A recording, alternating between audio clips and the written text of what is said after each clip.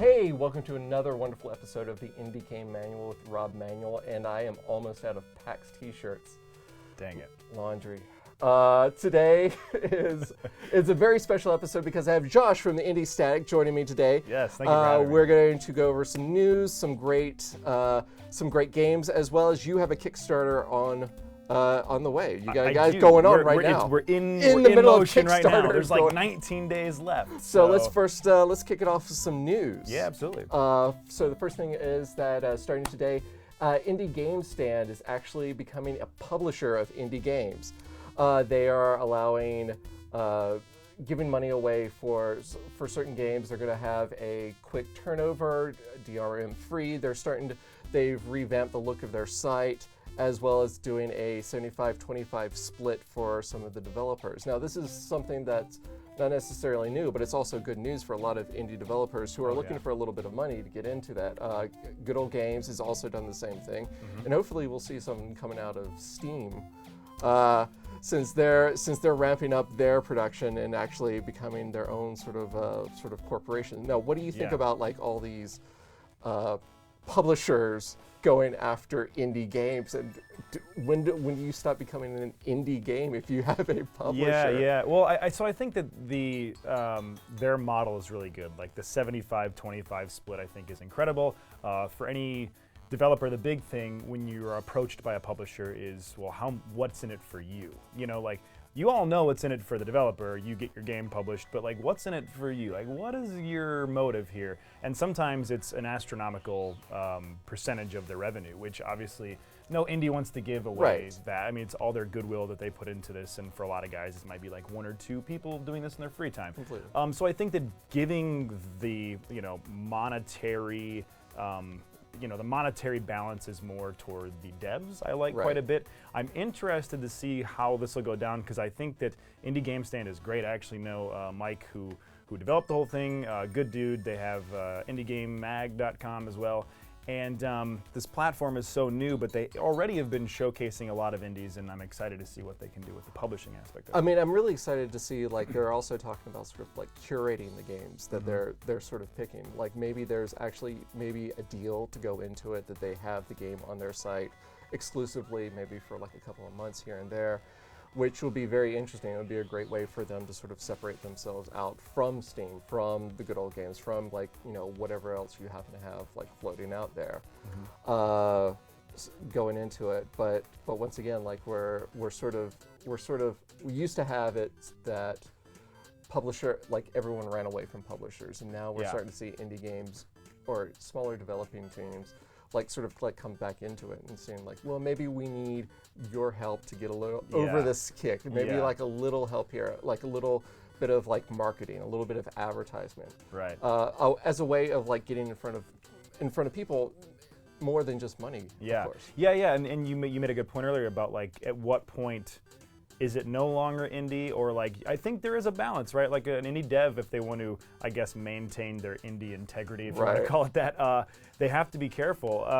Now, obviously, there's a huge gray area, and there are people like, that game company who team up with Sony, and they have great success, and Riot started as an indie developer, and now, League of Legends. But for devs, I think that the Indie Game Stand is working with specifically, it'll be a really cool opportunity to work with somebody who still has like the indie spirit about them, which I think, if you can get at least the indie spirit out of it, that's pretty good. So, of course, and if you have a chance today, you should probably check out the Indie Game Stand and see what deals they have going on. They're supposed to have some moment-to-moment deals where you can get really good games for really cheap if you happen to be there at the right time. Yeah.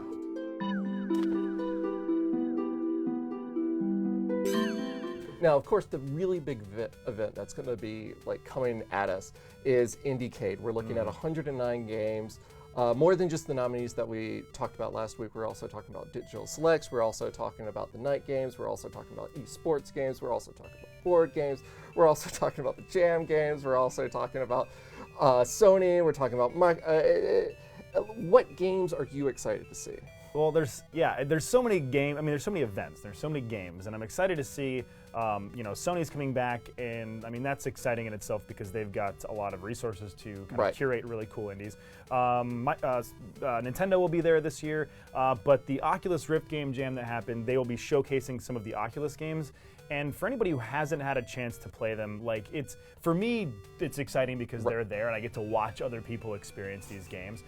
Sound Self by Robin Arnott is a really wonderful game. Irrational Exuberance by Ben Vance.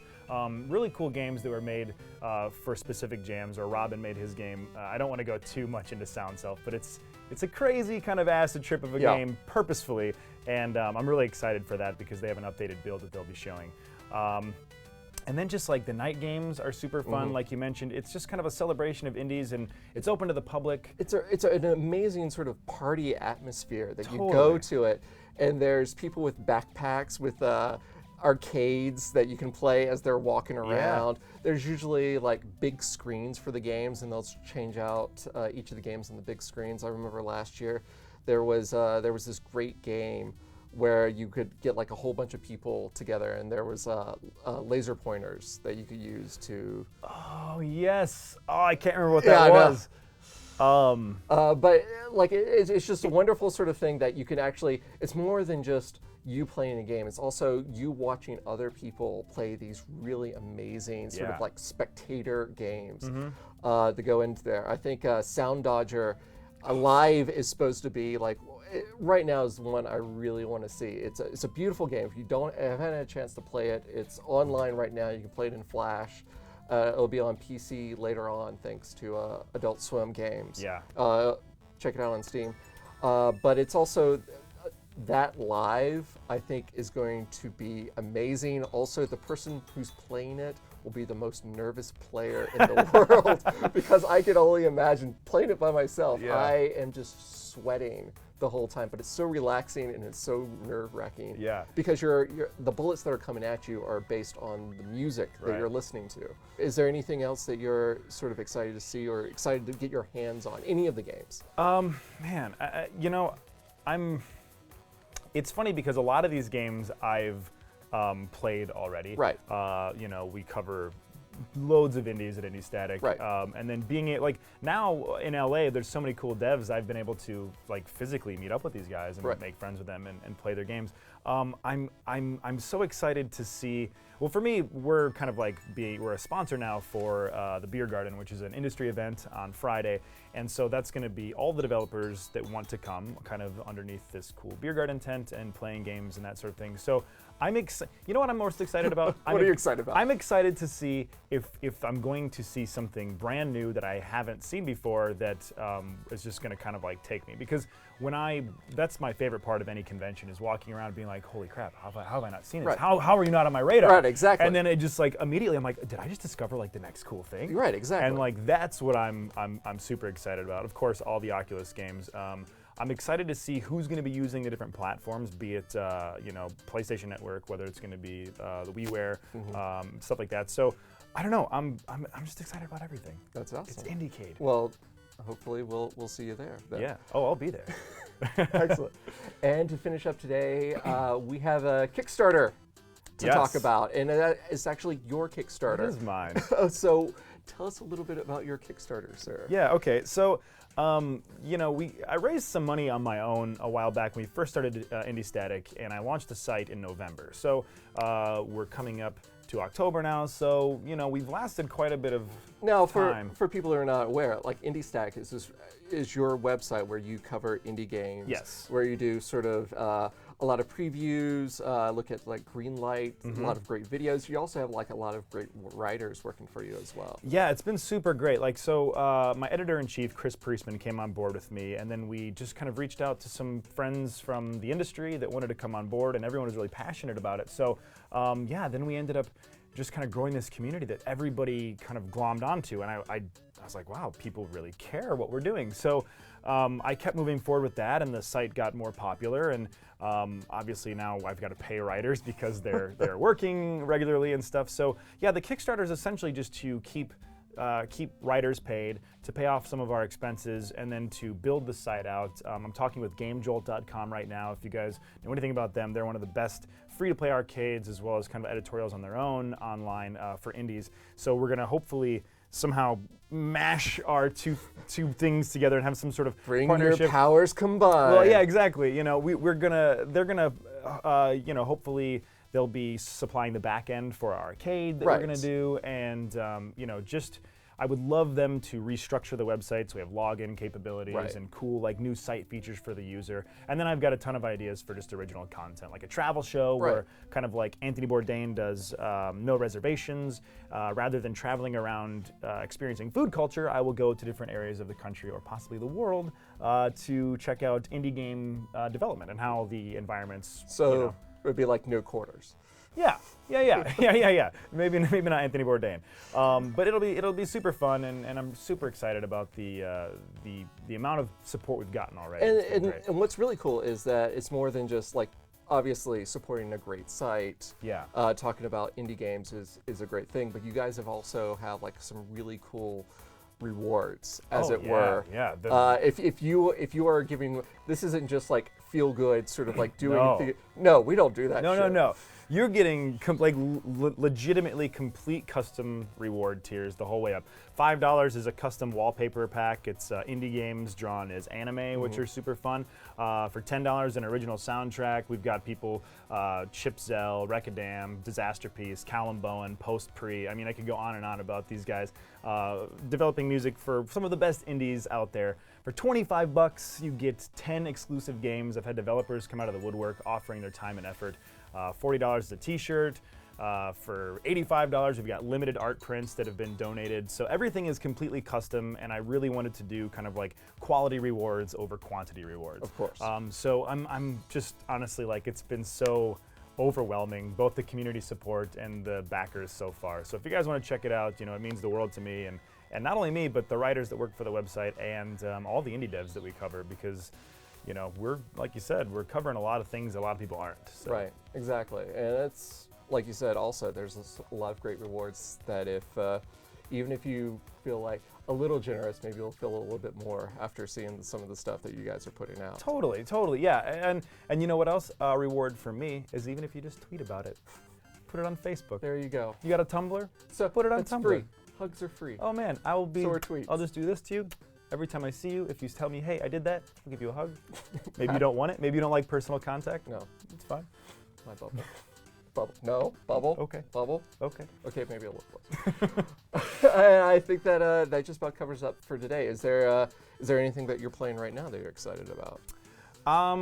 Right this second, I've been diving into the LA Game Space pack. So if anybody donated to the LA Game Space Kickstarter, you got their experimental games as well as some games that they have DRM free codes for. And but now they're for sale, so people can go actually buy them. Essentially, if you donated, it was like a pre-sale kind of thing.